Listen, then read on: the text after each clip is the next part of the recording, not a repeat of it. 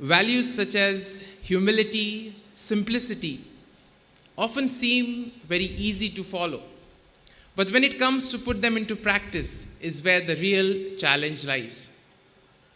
And therefore, the theme of today, renouncing pride in order to embrace humility, is indeed a challenge for each and every one of us. And it is indeed something that sets apart those who follow the will of God, those who follow the commands of the Lord, and those who don't. Now, when you take a look at the lives of all the saints, this is one thing that characterizes their entire existence. From the 1st of November, we started a series called 33 Days with Saint Francis Xavier.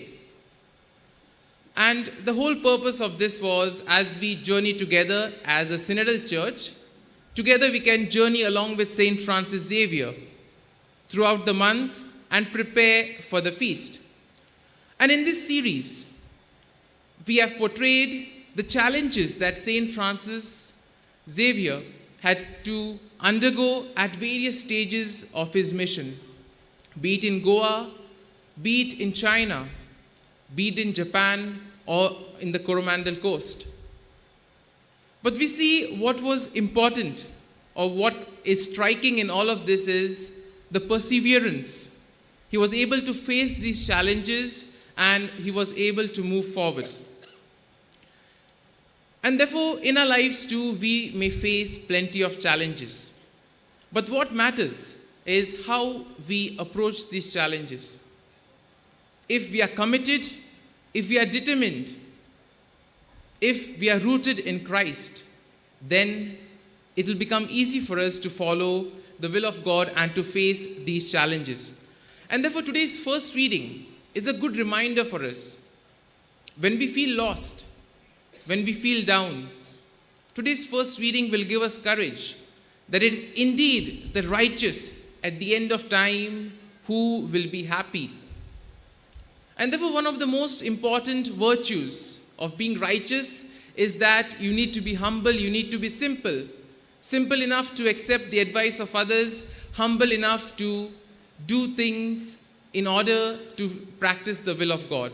And if these things are done, only then we will be able to truly live like good Christians. St. Paul says that if all that I do, it is because Christ is working in me. Now, St. Paul went from place to place, preaching the word of God, and he would have definitely had plenty of admirers and followers. He could have easily got carried away and could have taken all the credit. But he says, no, it is Christ who's working in me, who does all these things in me. Similarly, if we take a look at the life of St. Francis Xavier, he was a brilliant student. He was aspiring to be a professor. But then, he was humble enough to reflect on the saying of St. Ignatius of Loyola. And then we see that that saying had a profound impact on his life. And therefore, when we turn to today's gospel passage, Jesus tells us, do not fear those who kill the body but cannot kill the soul. Rather, fear those who can destroy both body and soul in hell.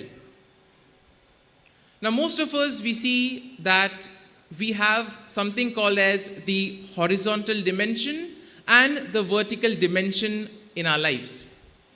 So the horizontal dimension is measured by time, that is the past, present, and future.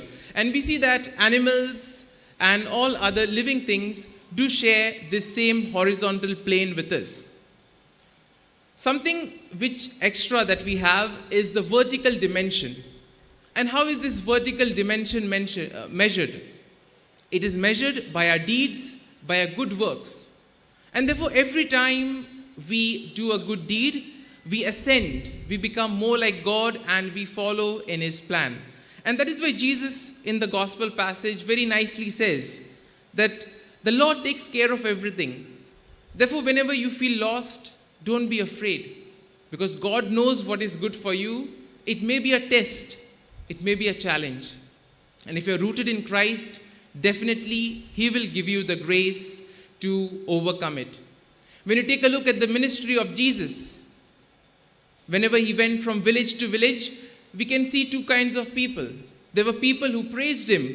There were people who followed him from village to village.